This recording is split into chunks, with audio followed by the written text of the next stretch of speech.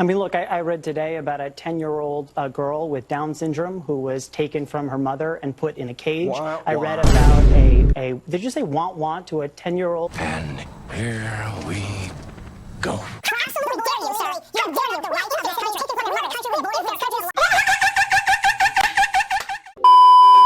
If you've been on the internet these past couple months, this term has been going around called rage bait. And in other words, it basically means to piss someone the fuck off. Now, I'm not gonna lie, I've been a victim of rage bait and I have participated in rage bait. And when you're a victim of rage bait, it is not a great feeling. But when you're participating in rage bait, it's one of the greatest feelings in the world. I don't know why. But as I was thinking about rage bait, it got me thinking of the greatest rage baiters in fiction.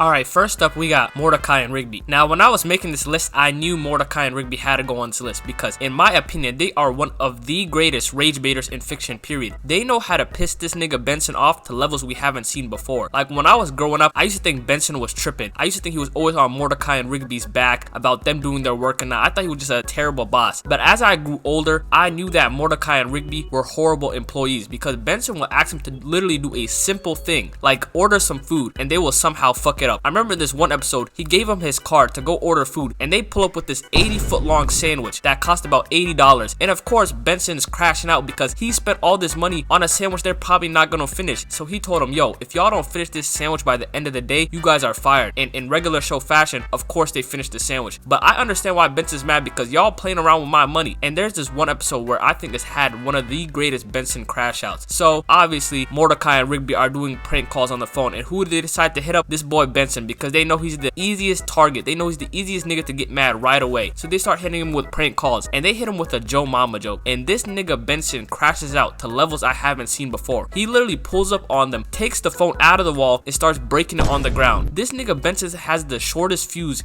in regular show and Mordecai and Rigby know exactly how to push his buttons. That's why they gotta go on this list because their rage bait is one I have never seen before. They know to target the weak opponent. They know to target the guy with the shortest fuse and that's why they're one of the top tier rage baiters. Alright, next up on this list we got that boy Stewie Griffin. And you're probably wondering why Stewie Griffin's on this list. He's just a baby. That nigga's not no normal baby. He's probably one of the smartest babies I'd ever seen in fiction. So I'm treating this nigga like he's a grown man. And this nigga knows how to rage bait people. Like he's one of those characters that just always got something to say. He can never keep his mouth closed. In a serious situation, he gotta say something. In a sad situation, he gotta say something. Just some sarcastic remark to really piss people off. And that's his craft. That's the type of rage baiter he is. I think Stewie Griffin has some of the top tier rage baits in Family Guy. One of my favorite moments of Stewie Griffin rage baiting was when he was just constantly calling Lois's name. He just kept saying mom, mom, mommy, mommy, mom, and she's just ignoring him. And finally, when she turns around to look at him and says, what do you want? All he says is hi and runs away.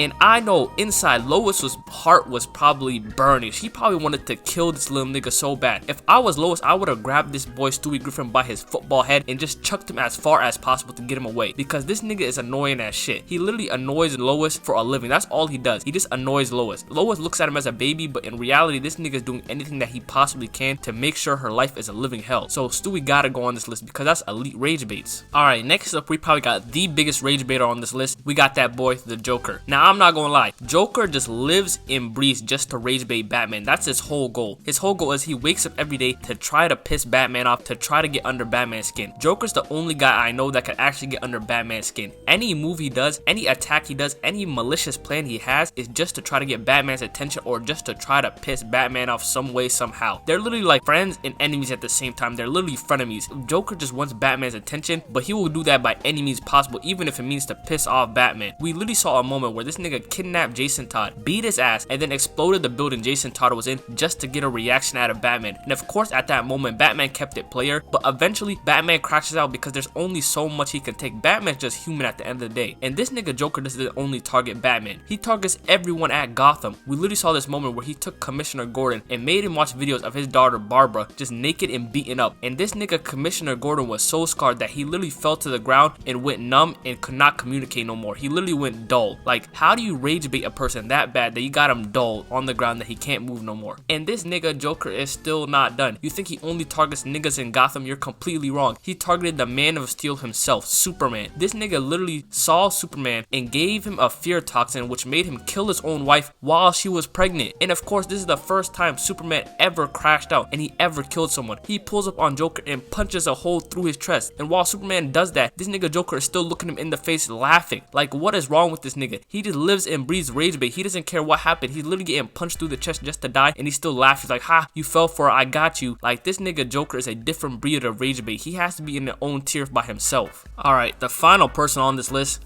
gotta be that boy Deadpool. Now, Deadpool is an elite rage baiter. He knows how to get under people's skin. His whole character is literally just being annoying, but at the same time, you can't do nothing about it because you literally can't kill this guy. He will literally annoy you to death and you will try to beat his ass and try to kill him and try to get him out of your way, but he can't. He won't go away. He can't die. And that's the worst part about Deadpool. He literally likes to get under people's skin because he knows nothing can happen to him. We literally see him do that to Wolverine. They're in this car and Wolverine is just pissed off with Deadpool at this point. He's just pissed off. He hates this boy. He doesn't want to do nothing to do with him. And this nigga Deadpool, of course in Deadpool fashion, is just sitting there talking to him, annoying the shit out of him. Wolverine literally turns around, looks at him, and says, one more word. One more word. If you say one more thing, I will literally beat your ass. And what does this nigga Deadpool say? He looks at him and says, Google a tutorial. And that just makes Wolverine completely crash out and starts whooping his ass. And that's why I gotta respect Deadpool, because he knows a way with rage baiting people. He knows how to be annoying and funny at the same time, because if you're not the guy being rage baited, you could literally laugh with him. But if you're the guy being rage baited, you will want to completely kill this guy. And he is an elite guy because he knows he can rage bait people and face no consequences because he can't die. So Deadpool gotta be put on this list and he gotta have the last spot. Rage baiting is art that's here to stay. Even though it is fun to participate in it, it does get annoying at sometimes. But I don't see rage baiting go away anytime soon. It's here to stay.